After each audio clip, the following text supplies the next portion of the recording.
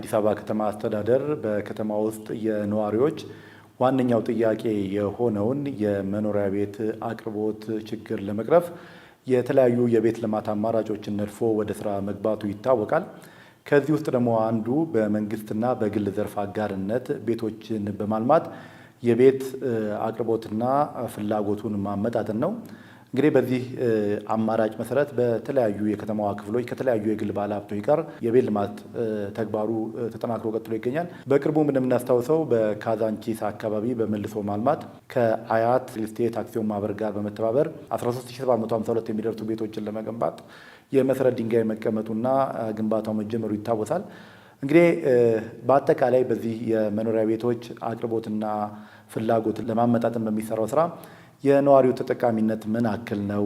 በአጠቃላይ እነዚህ የተቀመጡ አማራጮችስ ምንድን ናቸው? በሚለው ዙሪያ ማብራሪያዎችን ሊሰጡን እዚህ አጠገቤ እንግዳ ይገኛሉ። ኢንጂነር ዘሪሁን አምደማርያም ይባላሉ። የአዲስ አበባ ከተማ አስተዳደር የመንግስትና የግል አጋርነት ጽሕፈት ቤት ኃላፊ ናቸው። አመሰግናለሁ ኢንጂነር ዘሪሁን። እስኪ በቅርቡ የግንባታው ከተጀመረው ከካዛንቺስ አካባቢ የቤት ልማትን እነሳና በካዛንቺስ አካባቢ እንግዲህ ወደ 20 ሺህ የሚደርሱ ቤቶች እንደሚለሙ ይፋ ተደርጓል። እስቲ ማን ነው የሚያለማው? ሁሉም ቤቶች በአጠቃላይ በዚህ በተቀመጠው የመንግስትና የግል ዘርፍ አጋርነት የሚለሙ ናቸው ወይስ ተጨማሪ የልማት አጋሮች የሚያለሟቸው ቤቶች ይኖራሉ? የአዲስ አበባ ከተማ አስተዳደር የነዋሪውን የቤት ጥያቄ ለመመለስ ወደ 4 አማራጮችን አስቀምጦ እየሰራ ነው ያለው። የመጀመሪያው በመንግስት አስተባባሪነት ከመንግስት በጀት እንዲሁም ከበጎ አድራጊዎች ጋር በማስተባበር የሚሰሩ ናቸው። ሁለተኛው የመንግስትና የግል አጋርነት ከመንግስትና የግል አጋሩ አቅማቸውን አንድ ላይ በማምጣት የሚተገብሩት ነው። ሶስተኛው የ20/80 እና 40/60 ተመዝጋቢዎችን እድል በመስጠት የቦታ በማዘጋጀት በማህበር ተደራጅተው እንዲገነቡ የማድረግ ነው። አራተኛው በራሱ በግል ዘርፉ የሚገነባ ነው። ሌላኛው ደግሞ የግል ይዞታ ያላቸው የግል የማልማት ፍላጎት ፋይናንስ ማድረግ የሚችሉ ያላቸው የሚሰሩት በእነዚህ ሁሉ የቤት አቅርቦት እንዲጨምር የማድረግ አማራጮችን ደግፎ በቀጥታ ደግሞ ራሱ ቢሳተፍባቸውም በቀጥታ ተሳትፎ እየሰራ ያለ ነው። የካዛንቺስን በራሱ ስናየው ያስጀመርነው የቤት ልማት በመንግስትና የግል አጋርነት ነው። እዛው ካዛንቺስ ላይ ግን በመንግስት በራሱ በመንግስት አስተባባሪነት የቤቶች ልማት ኮርፖሬሽን በግል አልሚዎች የሚለሙ አሉ።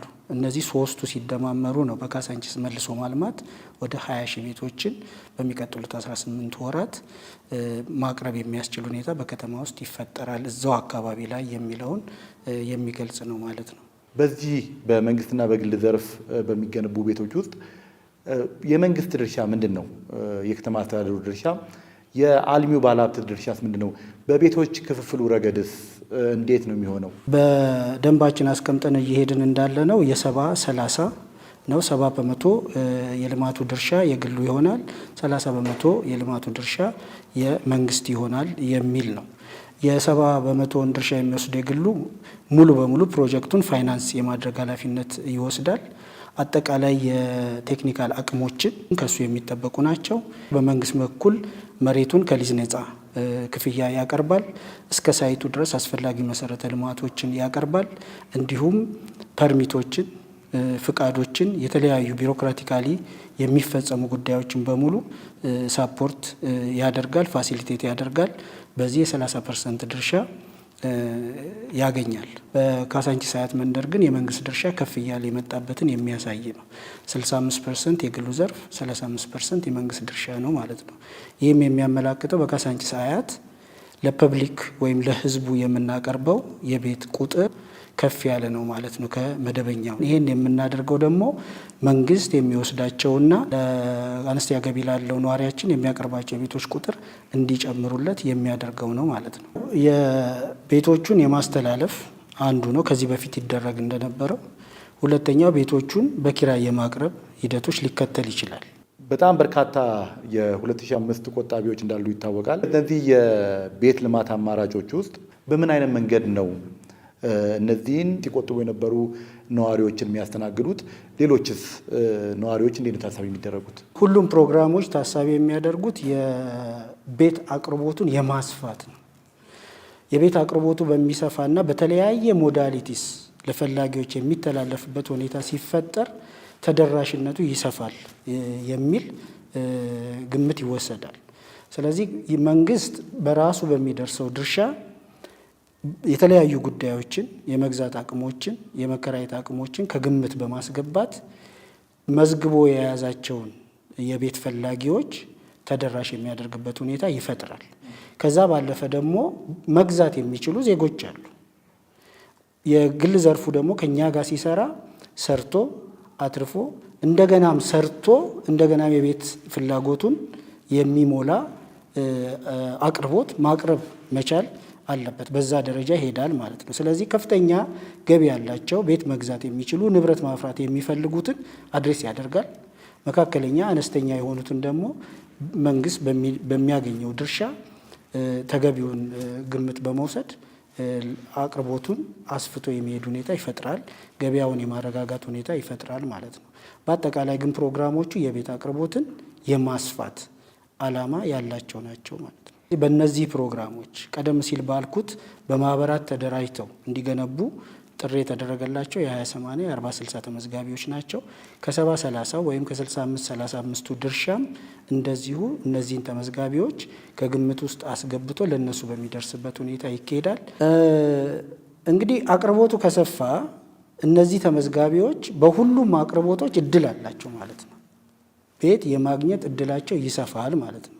ቤት አቅርቦቱ በሰፋ ቁጥር ደግሞ የመግዛት ወይም ደግሞ የተሻለ ዋጋ የመቅረብ ሁኔታው ይፈጠራል ማለት ነው። ይሄንን እያደረገ ያለው እየተከተልን ያለ ነው የፖሊሲ አካሄድ ነው። እኛ ብቻ ቤት ሰርተን እናቅርብ የሚለውን ትተን ሰፊ በማድረጋችን ነው። በዚህ ደግሞ የቤት አቅርቦትን ከጨመርን እነዚህ እየቆጠቡ ያሉ አካላት የተለያዩ አማራጮች ይከፈቱላቸዋል ማለት ነው። መንግስት ግን በተለየ ሁኔታ እነዚህን ቆጣቢዎች ማዕከል ያደረገ ከራሱ ድርሻ ላይ ፕሮግራሞችን ያበጃል፣ አቅርቦቶችን ያደርጋል። በኪራይ ለሚችሉት በኪራይ ያደርጋል፣ በግዢ ለሚሄዱት በግዢ የሚያገኙበት ሁኔታ ያመቻቻል። ስለዚህ ተመዝጋቢዎቹን የዘነጋ አካሄድ የሚሄድበት ሁኔታ የለም። ምክንያቱም በግልጽ ያለ የቤት ፍላጎት እነዚህ ተመዝጋቢዎች ስለሆኑ። ግን ደግሞ ከተመዝጋቢዎቹም የሚጠበቁ ሁኔታዎች ይኖራሉ። እነዚህ ተመዝጋቢዎች ወደ ቁጠባ ሲገቡ የቤት ዋጋ የነበረበት 2005 ሲገቡ አለ። ዛሬ ደግሞ የተለያዩ ሁኔታዎች የጉልበት ዋጋውም የእቃ ዋጋውም ጨምሮ ያለበት አለ። እነሱም ለዚህ ዝግጁ ለመሆን ቁጠባቸውን መቀጠል አለባቸው፣ የበለጠ ማስፋት አለባቸው ማለት ነው። ለዚህ ራሳቸውን ዝግጁ ማድረግ አለባቸው። እኛ አማራጮቹን እናሰፋለን፣ የተሻለ የቤት አቅርቦት እንዲኖር እናደርጋለን። እነሱ ደግሞ ይሄን ለመጠቀም ቁጠባቸውን ማሳደግ እና በተከታታይ የመቆጠብ ሂደቱን ማስፋት ይጠበቅባቸዋል ማለት ነው። ኢንጂነር ዘሪሁን አምደ ማርያም የአዲስ አበባ ከተማ አስተዳደር የመንግስትና የግል አጋርነት ጽሕፈት ቤት ኃላፊ፣ በአጠቃላይ በከተማዋ የመኖሪያ ቤት የፍላጎትና አቅርቦትን የማመጣጠን ሂደት ላይ ለሰጡን ማብራሪያ አመሰግናለሁ።